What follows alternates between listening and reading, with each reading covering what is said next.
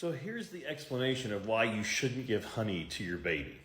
Honey's kind of interesting. It's natural, it's got lots of sugar, it's sweet.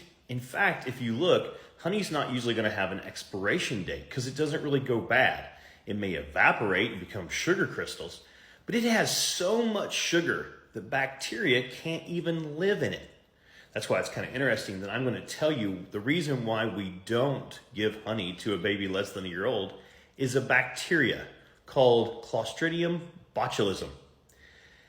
Now, I just told you that honey is so sweet that bacteria can't live in it, but this bacteria doesn't live there. It exists in a form called a spore. And I guess the easiest way to think of a spore is kind of like a seed or an egg. It's inactive. It's not really doing anything.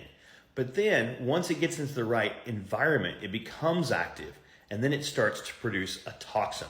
And that is particularly possible in an infant's gut. Their gut's just different as far as what lives there, the biome, how fast things go through. And it sets up where they can get infant botulism. Now, botulism usually happens from poorly canned foods or deep, dirty wounds.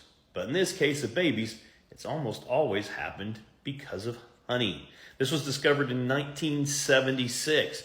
And in spite of all of our education efforts, there's still about 110 cases per year in the United States. This can happen in very small amounts, even just a taste if that spore happened to be in there. And there's just no way to get the spores out. So because of that, you should avoid doing honey at any way you can until they're a year old. Now, the symptoms of botulism are going to be an infant that's lethargic, they're constipated, they get weak, they may have their eyes start to droop, they just won't wake up, and of course it can then lead to respiratory problems and even death. There is a cure for it, and most of the time now, because doctors have been educated, they can get your baby on this, but still 95% do well, 5% don't.